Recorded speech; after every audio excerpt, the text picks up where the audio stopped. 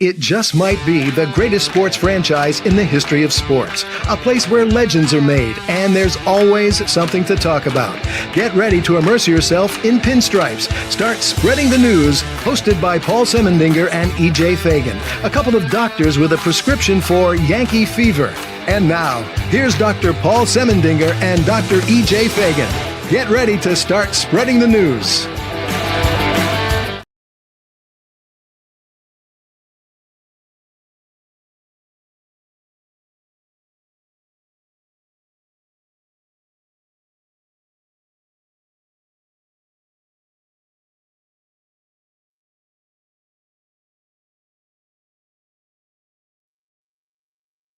All right, ladies and gentlemen, here we are. It is the Start Spreading the News Yankee show. Paul Semendinger, with lots of technical difficulties going on right now with our good friend, Dr. E.J. Fagan, and he should pop up. There he is. Hello, Dr. E.J. Paul, how you doing? I don't know. Are you a Saturday Night Live fan? I was. There was a generation. There was a period when I watched it a lot. That was in the 80s. I haven't really watched much of it since. Well, they just held their 50th anniversary, and I always love watching those just because it's the history is palpable, and just the kind of the amount of American culture in the room is really fascinating. And they did a bunch of sketches, including the namesake of my podcast. They did the Bronx Beat sketch, so I enjoyed a little sweater weather. And enjoyed watching a lot of people who might not be around for the 60th anniversary. So it was kind of cool. The other day, EJ, I was watching the very first episode. It was on YouTube. Did you watch that? I've watched it before, but I didn't watch it recently. It was great.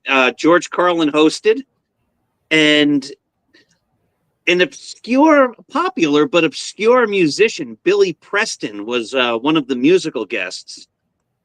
Now, Billy Preston has an interesting history because he actually played on the Beatles' Let It Be album. And and in the Great Get Back documentary, he was all over it. That's correct. Yes.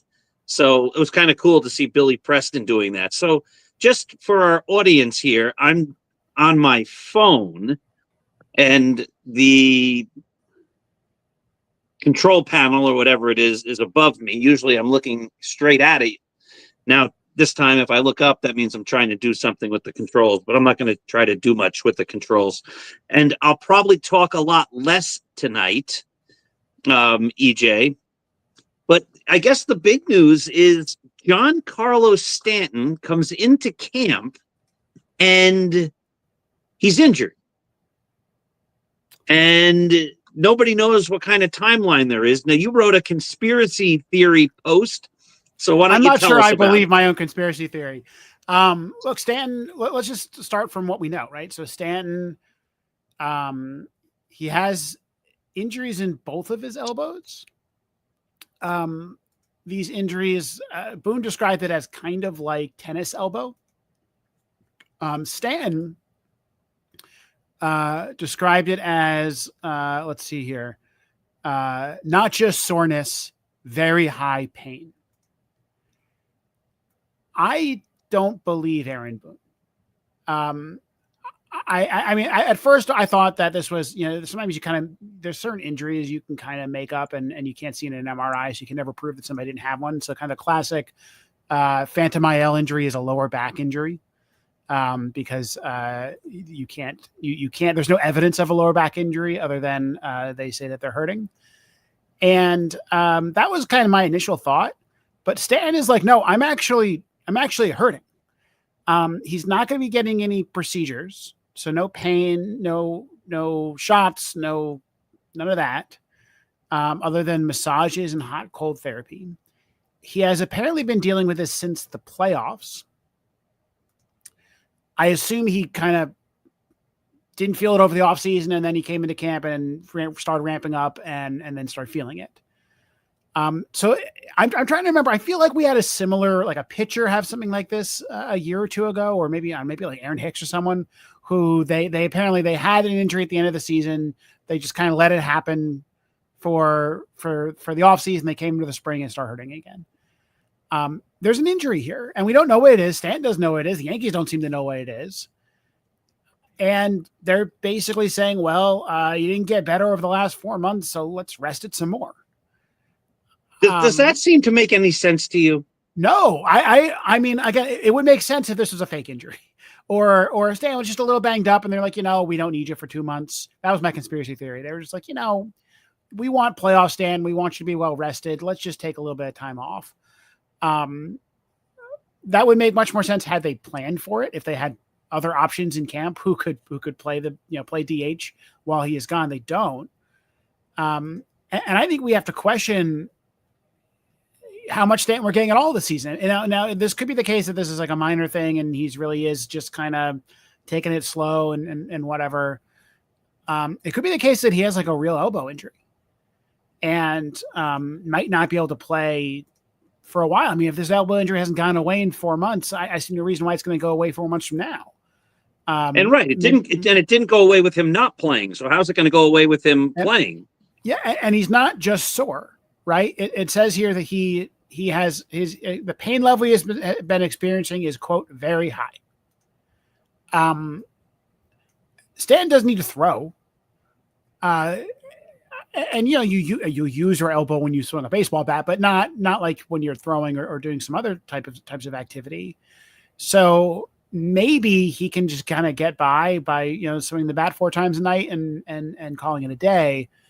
But for a player who's already a fringe major league player, when it's not playoff time, I wonder if even if he comes back, if he's hurting a little bit, if he's a little chronic, if he'll be able to swing the bat as hard as anybody's ever swung a bat before. So let me ask you a simple question, EJ. If you ran a baseball team and one of your starting players was saying that he is feeling pain throughout the playoffs and the World Series, once it's over, don't you communicate with him in the off season? Don't you send trainers to talk to him? Don't you say, let's send you to a doctor to get it figured out? Let's just play on the side of caution. Or do you do what the Yankees did and just say, hey, have a good off season. We'll talk again in February? Yeah. I mean, look, one possibility is not a very serious injury. And so, look, he was fine in the playoffs. So if this was bothering him in the playoffs, let's hurt his elbow some more, right? Like, I'm okay. Yeah. My guess is that he went home, felt fine. I'm sure he works out. I think it's safe to say Giancarlo Stanton works out. Probably didn't feel it very much, but probably wasn't swinging the bat that much over the offseason. Was just kind of in the weight room. And then he comes into camp and probably starts taking some batting practice, and ouch, it hurts. And so I don't know. Like, I think if we find out that he actually has had like a small UCL tear this whole time or something, then yes. I have no idea what it doesn't sound like anybody knows what this injury is. They don't seem to have a plan to fix it. Probably didn't know what it was over the playoffs. And, in the playoffs, you're not playing that much, right? You have a lot of off days. The Yankees had a lot of off days just because of when they finished the season and the bye round and all that. And so, maybe Stanton is saying maybe Stanton would be fine with a lot of rest. They're already saying he's questionable to start the season. And for a DH, that means he's going to be out for a while because it doesn't take that much time for a DH to be ready to start the season. He doesn't have that much to prepare other than get his timing down and take some swings. It's not like he's running a lot, I'm assuming. I don't think he does sprints that often in the outfield is my guess. I think we have to just seriously consider whether or not the Yankees need a new DH. And that Stan won't be that guy for the season for a while. He could come back and be diminished. Maybe they decide just to say, Giancarlo, take 5 months off and we'll see you in July, which honestly is not the worst plan in the world. But I think we got to talk about alternatives. Like, who's the DH at this point? Because I listed out a whole lot of options on my Substack, and I'm not confident in any of them. No, there's not a good choice among them. But let me just go back one more time. If you have somebody who's you're paying 27 or 29 or 30 million dollars a year to,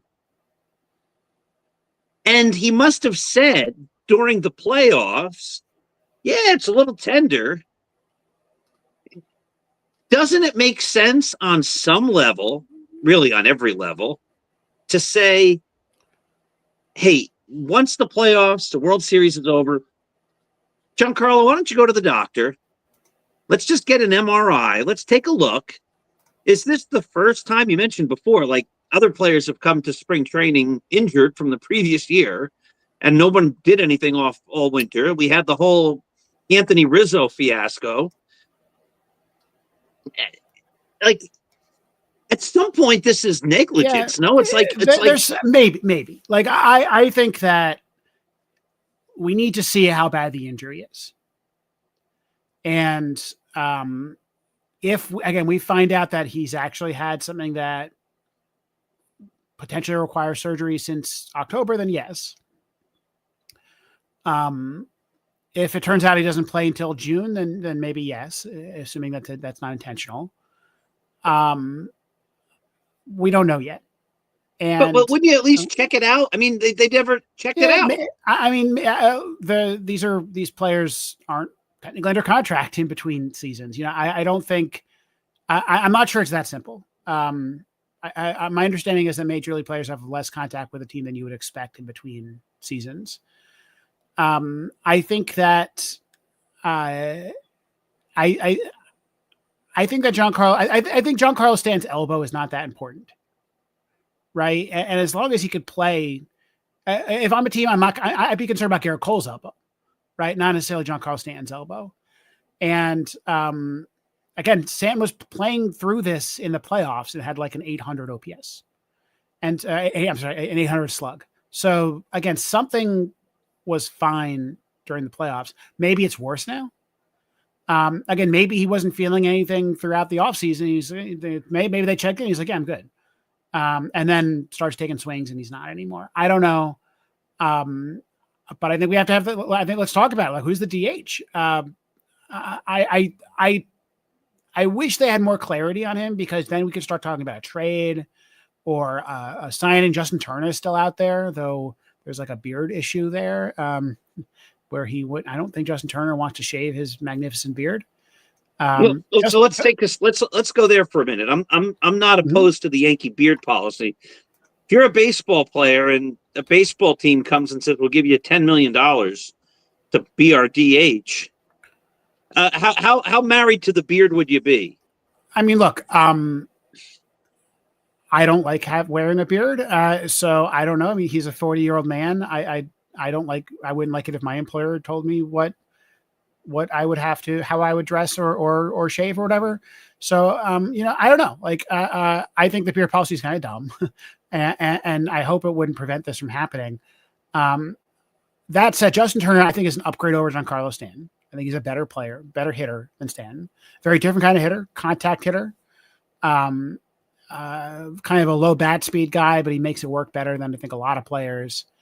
And, I think would be actually a nice kind of right-handed bat in the middle of this lineup that gives you a different look from some of the other guys.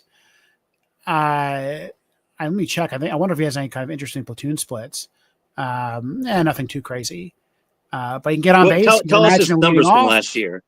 So last year you had 737 OPS, slightly better than that. Expected numbers, 354 on base. He's probably your leadoff hitter if you were to sign him. My problem is that unless you think Giancarlo Stanton's going to be out for a while, I don't think he would sign with the Yankees, because I think he probably wants to play full time. I don't think he played full time for the Blue Jays, but still played a lot. And I don't think that they have a spot for him otherwise, right? Because otherwise you have two DH onlys on your roster, and that's not great. Now, if you told me that Giancarlo Stanton's going to be out till the playoffs or September or for the whole season, well, then it's easier decision. I'm very skeptical that the timing works out, because you may not know if Stanton's going to be out for a very long period of time for a while, or if he'll be able to come back at 100% for a while. And so Turner, I think, is going to go find a team that will give him playing time. It's always like whenever we talk about some of these like kind of rebound projects, the Yoan Moncadas and that type, the problem is the Yankees never can offer them playing time. So like Yoan Moncada would have been the right-handed side of a platoon at third base, which is not a lot. And I think he went to the Angels, and the Angels are going to offer him basically full playing time because Anthony Rendon is, of course, out again. And so, I think Turner's kind of in that same boat where even if it wasn't a money thing, if you could just give him the money and to let him sit on the bench, I just don't think it makes a lot of sense. So I don't think it will be him. Unless, again, Stanton goes down for elbow surgery tomorrow. There aren't a lot of other free agents out there. Like Yuli Gurriel just signed basically a minor league deal. I think that maybe there's a trade guy I haven't thought of, but there's just internal candidates to talk about.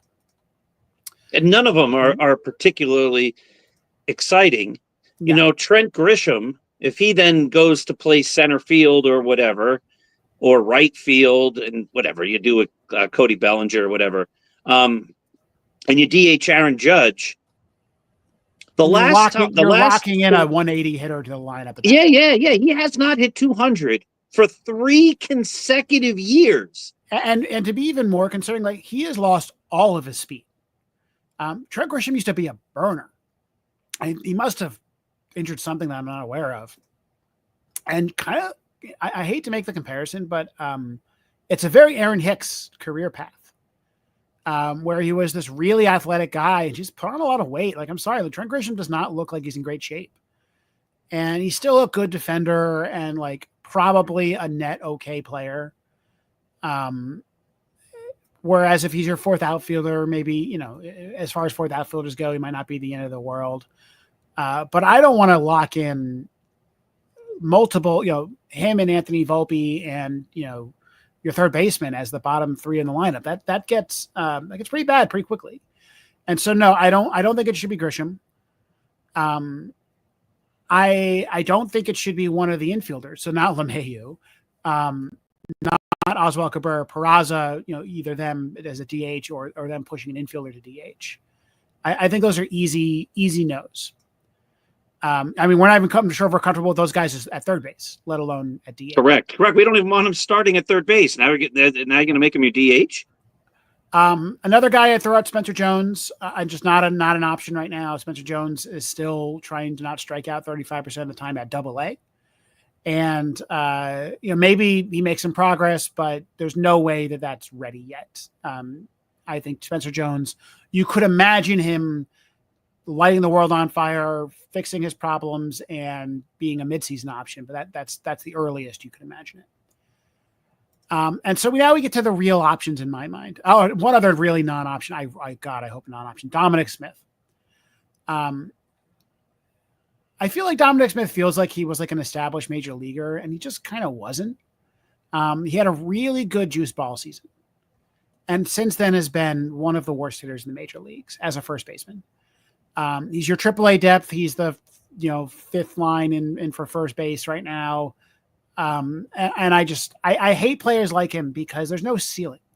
Some of the guys we're going to talk about here, the worst case scenario is they're as bad as Dom Smith. And, I would rather re-sign Anthony Rizzo than bring Dom Smith. Oh God, no. Right. Well, I'm just saying that's how bad he is. Yeah, but Anthony Rizzo's done. He's been done for 2 years now. Dom Smith never started, right? But that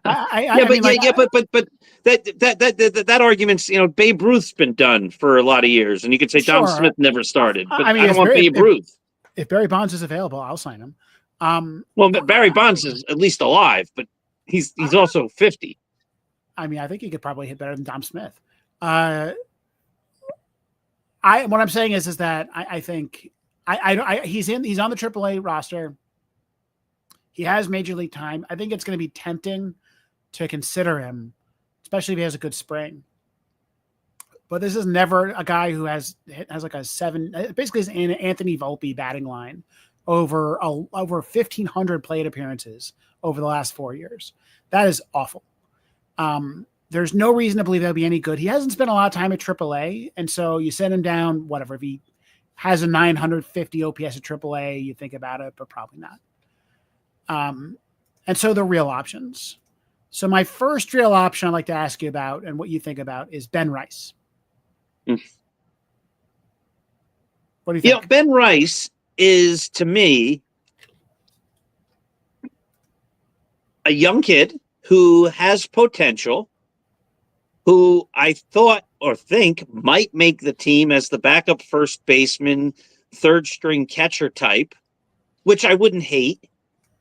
I think it's asking an awful lot of a guy who couldn't hit last year, except for a very, very brief time when he first started, to all of a sudden fill the role of a middle of the lineup bat on a team that they think is going to try to win the World Series.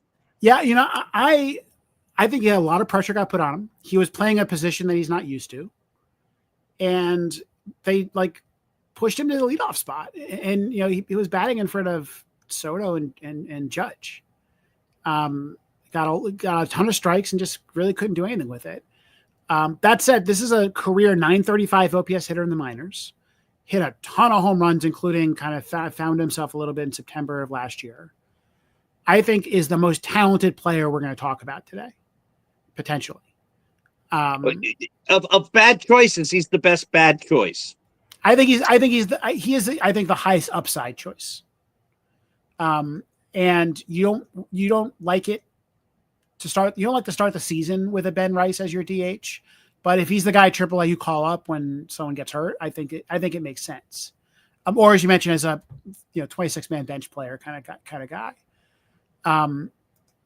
I think he's probably the favorite right now, especially he's on the 40-man roster. Maybe Giancarlo Stanton's out for 3 weeks. Ben Rice is an easy guy to kind of slot in there. Even if he's your DH, as you mentioned, he has some utility as a back, third string catcher or something like that. He's a lefty, and that's a bit of a problem, right? He's a lefty who doesn't hit righties and who doesn't hit lefties. And the Yankees have a very left-handed lineup right now. And I think Stanton was supposed to be one of those righties, right? One of those guys to balance out the lineup a little bit. And you're kind of like multiplying a problem by going from Stanton to Rice. So I would like it if one of the guys we talk about below ends up as the guy. Either guys with less of a platoon split or righties. But I think at the moment, if I had the Yankees to pick my only opening have 3 day lefties DH, in the lineup, no? Well, they have a couple of switch hitters who are basically lefties, right? Jason Dominguez, Oswald Cabrera. So you Chisholm, Bellinger, Wells, Dominguez, Cabrera, right? So the 2 switch hitters I'm calling lefties. Okay. Because they're just bad against left-handed pitching. Dominguez, there's some hope that he'll turn that around. I saw some kind of good scouting reports suggesting that his swing's looking a lot better against lefties, but the numbers aren't there. He had, I think, a 950 OPS against righties and like a 600 against lefties in the minors. It was bad. So like you have a bit of a problem there that gets a little bit worse with Rice. But if I had to pick, guess right now who's going to be the opening day DH if it's not Stanton, I think Rice is probably the favorite. And this is where I'll disagree with you. I think opening day, if nothing changes, the way Aaron Boone builds his teams and the way he defers to veterans, you're going to see DJ LeMahieu as your third baseman, and you're going to see Dominic Smith as your DH. I hate it. I hate that so much. And you're right. If it could just be LeMahieu, I just don't like it. And I think that. I think we should. I think DJ LeMahieu is a questionable third baseman. He's actually not a bad defender at third. His bat's that bad. Now, if he proves us wrong in the spring, he starts belting some home runs in the spring. That's a different discussion. But yeah, I know what you mean, and I don't like it. I think what's his name? I can't get it, and I can't get my computer. Rumsfeld. DJ Rumsfeld is Rumfield. Rumfield. But Yeah, Yankees aren't high on him so much that they never even brought him up last year. it was weird that they didn't try him at first And base. wasn't he exposed in the Rule 5 draft and nobody took him? Let's I see. think. Not on the 40-man. Let's see. Was he exposed? I don't think so. I think I think so.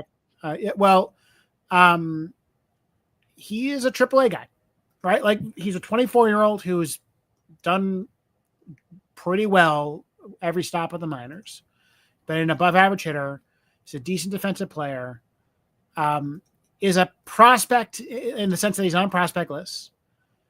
And I think that if you're looking for a replacement level DH, really someone who would play first base and kind of like Goldschmidt DH a little bit. Wouldn't you do that? Because isn't he a glove first guy anyway? Yeah, he's a pretty strong defender at first, and these days Goldschmidt's pretty borderline. Left-handed bat, but not with big platoon splits. I think he makes a lot of sense. He's got a contact bat, not a ton of power. Maybe he finds something in Yankee Stadium. I'm going to be watching him in this spring because I think he just kind of makes a lot of sense. And he's not your plan A, but again, as a guy, if this was a July injury rather than a spring injury, if he's the guy you call up to replace your injured Goldschmidt or Stanton, I think it's fine. And I think there's a world where he turns into like Christian Walker or someone like that. I mean, he's not that old. His numbers are fine. He's talented. I think it's crazy they didn't try to call him up late last year because they were just kind of desperate for a first baseman. I think they were just happy to play with Rizzo when he came back, which did not go well. I mean, maybe the Yankees win the World Series if Rumfield's your first baseman. So I think he's a pretty interesting pick. He's low upside, right? He doesn't hit a lot of power. He's taking his walks in the minors. We'll see if that sticks around the majors. If you hit 10 home runs over the course of a full season, you'd probably be happy about that. So again, not the best player in the world, but look, if you told me he's a better hitter than Giancarlo Stanton next year, it wouldn't shock me. So I think you watch him during spring, see how he looks, see where the Yankees bat him. One thing about spring, you learn a lot about kind of the pecking order in the organization based on who plays when. I think Rumfield will be kind of the first guy to play first base after the starters leave a lot, but maybe he'll also be the starter. He's arguably now their second string first baseman in the organization, depending on where you put Dom Smith. So I not an exciting pick, but also I don't think exciting is what you need right now. I think you just need fine. Yeah, I don't know if the Yankees have fine. I think they have a lot of could be maybe. So let's move on. You made an interesting point that I just want to follow up on. If Rumsfeld was at first base, maybe he backs up the throw in game one that Anthony Rizzo wasn't there, or maybe he charges the bag in game 5 when Garrett Cole doesn't cover. So I think those were two situations that could have changed 2 games possibly. And that look, could have maybe he's a possibly late changed bloomer. the World Series. Maybe he's a late bloomer who blossoms. Like I look at Christian Walker's career and it looks pretty close to him. And so, Christian Walker was in some ways a bit of a miracle. I mean, this is a guy who, was 28 when he broke out. But the skill sets are pretty similar. Sizes are pretty similar. Like I haven't seen a lot of TJ Rumfeld video, but weirder things have happened. Like the thing I always criticize the Yankees for is they don't produce average players. They bring up rookies and they try to make them into stars, right? So one of the stories today on The Athletic was that Jason Dominguez got like a special locker. Volpe comes up and they made it into a big deal. They actually didn't, I think, make Austin Wells into a big deal, but these are first round picks. They're big money players. The Yankees have been reasonably good at getting those guys to the majors recently. They have gotten nobody else. There's no Brett Gardners out there. And Brett Gardner was frankly better than this, but a lot of major league players are TJ Rumfields. And I think that the Yankees should give him a shot and see if that's the player. And if he ends up being a guy who can put up a 720 OPS in the majors and played solid defense, they would have loved that over the last couple of years, right? Like the last 2 years, they have gotten nothing out of first base. They have been absolutely horrible. And a 720 OPS with good defense is an average hitter and a average overall defensive contributor, given that first base is a low spectrum position. So, like, I'm fine with it. I think it's kind of likely if he has a good spring. One thing is he's not on the 40-man roster, so you'd have to open a spot for him, but they can do that. People are going to go on the 60-day IL pretty quickly, maybe even Stanton. Yeah, it might be Stanton. Yeah. So another option is Everson Pereira. So Pereira, the last time we saw Pereira, it wasn't looking good. He has been a guy, his entire minor league career has been an incredible power hitter. Like arguably the best raw power in the minors right now in terms of like hitting home runs. Like Spencer Jones might hit the ball harder than him. But like Everson Pereira belts home runs. And at one point was on like a 60 home run pace one season. And just has no contact. He came to the majors and major league pitchers just picked him apart. He went back to AAA last year and it was basically more of the same. Lots of power, not a lot of contact. Didn't look like a lot changed. And one thing I'm curious about is, look, he injured his UCL. So he couldn't play, he couldn't throw. He could swing pretty soon after that surgery. And I wonder if he did some work, right? Maybe he's going to come back with a better swing, a better approach at the plate, and he can take some of that raw power, maybe trade off for a little more contact. It's not that he's not that old. There's lots of players in the majors who strike out 28, 29% of the time and are good major league players. And it would not shock me for that to be Everson Pereira. I'm not betting on it. I don't think it's likely. It's nice that he's a good defender. He's a legitimate center fielder, probably could be a plus corner outfielder. And so you can imagine him as a right-handed hitter switching off with like Cody Bellinger, or maybe Bellinger plays a little bit of first base. There's ways to really use Pereira. That would be very helpful. And this is a guy who was a top prospect fairly recently. Now the prospect lists hate him now. No one seems to think that he's any good, but no one's seen him since he got injured in May. And so that's your optimistic take, the hope. I don't know. I have no reason to believe that it's real, but it could be real. All right. So switching topics, we have a guy who came to camp on time, but technically late. That was Marcus Stroman. He said he wanted to spend time with his family. Well, you can't fault somebody for that.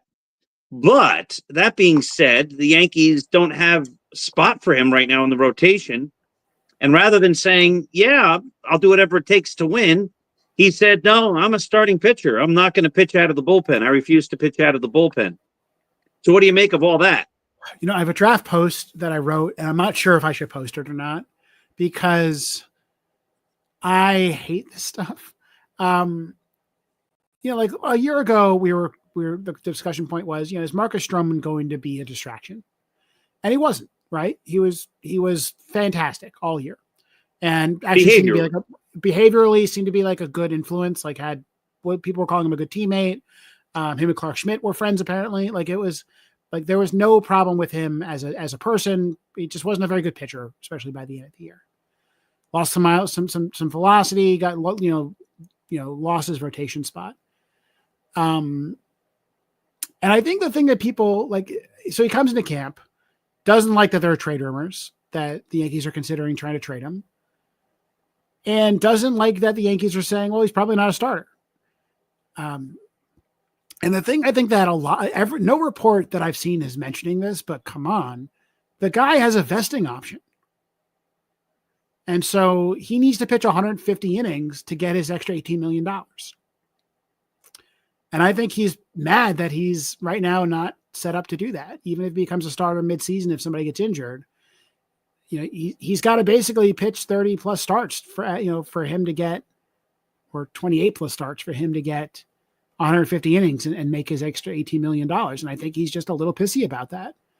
All right. But if he had gone, I don't know, 14-10, if he had gotten batters out with any regularity, if his strikeouts weren't the lowest they've been in his whole career, he would be on track to getting that. I mean, at what point do you look in the mirror and say, the reason that I'm not one of the 5 starters is because I was terrible last year? He's saying, you know something, Luis Hill, Clark Schmidt, you're out, or booting you from the rotation. I'm going to pitch instead. That is so terrible. Right. It's self-centered, but and it's taking no responsibility for being bad last year. I think it's awful. Look, if you don't want to be traded, he could have taken less money and gotten a no trade clause. If you wanted your 3rd year to be guaranteed instead of a vesting option, he could have taken less money and had his 3rd year guaranteed. If the Yankees were messing with him, if they were artificially suppressing his innings so that he wouldn't hit that, he would have a case. They're not. There is no case to start him in a 5-man rotation over the 5 players that are ahead of him right now. Right? He is not even close to that number 5 spot. But let's say that Marcus Stroman wanted to prove otherwise, right? He's a competitor. He thinks that he can still pitch. What would you do? You'd arrive early, right? You would show off that, hey, I can throw 91, 92 again. You would debut another pitch. You do a CC Sabathia, make some adjustments. That's not what he is doing. He's doing the exact opposite. And I just have no patience for it. Like I'm not someone who thinks that Major League Baseball players are overpaid. Right? I think Major League Baseball players are entertainers who make a lot of money, and so they deserve the money that they get. But the $18 million paycheck demands professionalism. I think either Stroman could say, I'll do whatever it takes to win, or Stroman could say, I'm a bulldog. I'm going to go in there. I'm going to show you that I'm not done anymore. And he's not doing either of those. I don't know if he's in shape. I don't know if he's been throwing at home and whatever. Like, it's just a little petty to show up 2 days late, even if you're contractually allowed to. It is clear from Aaron Boone's press conference, like Aaron Boone was being diplomatic, but he was not mincing words, right? He was not saying like, oh, it's cool, don't worry about it. No, he's like, that it was awkward. He's not happy. And I was happy that the Yankees had gotten rid of a lot of their bad personalities over the years. Torres, Josh Donaldson, Aaron Hicks, Aroldis Chapman, Domingo Germán, you go down the list. And it's annoying that there's now another one that just isn't there with laser focus on winning. I really think this is about the money. EJ, you mentioned this at the start. The question when they signed him was, is he going to be a distraction, because he has been on other clubs? And at some point, if you're a general manager and there's a person who has a track record of being disruptive and not necessarily being a good team guy, well, then you have to think like, why would I bring this guy in? And they did. But then when it happens, you can't be surprised when it happens. I mean, look, this guy's been burned through a lot of teams. I think that if he was a better player, this wouldn't be a problem. And I think that Brian Cashman thought he was getting a discount. That's what he said last year, right? It's like, oh, well, you got a pitcher that's better than, $18 million. He's a bargain. And maybe some of those issues were one reason why he was a bargain. But this reminds me of Jay Happ, right? It reminds me of a lot of players the Yankees bring in to be bargain players, and it just doesn't really work out. And sometimes you got to pay full price for a player. I think this is also making it hard to trade him, right? If you're right, I mean, if you're the Mariners, you don't want this guy. And here's the thing: I thought that Stroman was a solid bet to rebound next year and be a fine enough fifth starter. I don't think he's, frankly, I also don't think he's a good reliever. But I don't know. Part of me kind of wishes he just I don't know, refuses to play and you cut him. I don't know. I think this is about the money. I saw some lines in some of these articles kind of making excuses for him. So Brian Hoke pointed out that he lost his home in the Malibu fire a few weeks ago, which is awful, and I get it, but that's just not a way to handle yourself. And I hope they trade him. I don't know to where. If he wants his 150 million in 150 innings, they're going to have to trade him. I worry that he's just going to be a pain in the ass the entire year. And that becomes a distraction. And frankly, it's a wasted roster spot. I don't need a long man. I don't need Marcus Stroman to be my long man, especially if he's not, any good. Like Stroman is not a guy whose stuff you think was going to play up out of the bullpen. He as a sixth starter, right? Like it's nice to have him around in case somebody gets injured. But I just have very low expectations for him now, and I'm not crazy about that. I wish he were just trying to compete and trying to prove that he should be one of those five guys. A couple of years ago, as a player you mentioned, Josh Donaldson, another guy who they've talked a lot about, who has personality issues on teams, and they get very frustrated with him. Other teams and another very guy who is a bargain acquisition, right? You correct, and when you get a bargain, sometimes you get what you pay for. And I agree. The Yankees, this is the frustrating thing. We see them operating like they're the Kansas City Royals. Like, oh, we have to get a bargain guy. And I get the idea. This is the Michael Kay defense always. They have a $300 million payroll. Yeah, I get it. Yeah, they do. But that's because they spend their money stupidly. Yeah. I mean, Stanton is still just the albatross around the neck of the Yankees, and I think he just makes it so hard to build this roster. I will say, and Rodon is kind of up there with him. They did get Max Fried, right? So they did go out and get a guy. I look at third base. I look what the Red Sox paid for Alex Bregman. $40 million. So I think there's a lot of deferred money, so maybe it's actually not nearly as much. That to me was way too much, right? Way too much money. I don't think $40 million I don't think Bregman's that good. I think Bregman is a fine $22 million player. Especially coming off the season that he did. It looks like there's a $32 million average annual value for real for Bregman. So, so the Yankees did pay full price, and they got a full price, right? They also traded for Devin Williams, got a full price closer.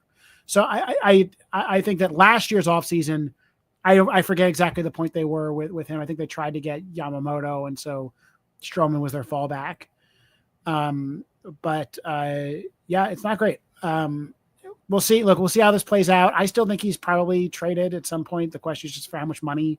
You've seen a little bit of rumors about Nolan Arenado still being on the block. And I could still imagine the Yankees are trying to kind of find a way to move Stroman, Arenado, kind of get all that kind of worked out.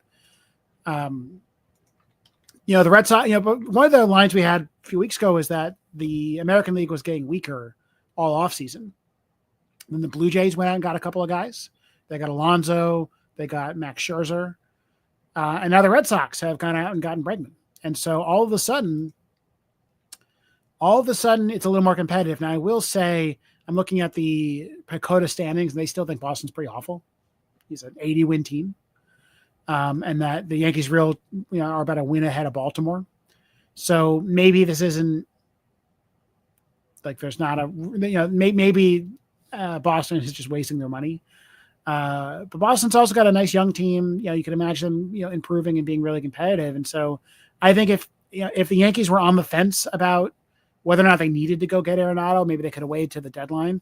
I don't think they can wait anymore. I think that that extra couple of wins over the course of the season could be the difference between the division and the wild card. And that's pretty important. It's going to be a pretty competitive division again. It won't be, it's not the National League, right? You don't have a Dodgers, you don't have a Braves, a Mets to compete against, but still if I'm the Yankees, like the marginal value of going to get Arenado just increased. 100% agree. EJ, I got to be honest. It's very awkward doing the show squinting down into a camera. So I think we ought to wrap it up. We hit a bunch of big topics here, and I'm going to play around my computer and StreamYard and see if I can't figure out what the problem was with the technology tonight.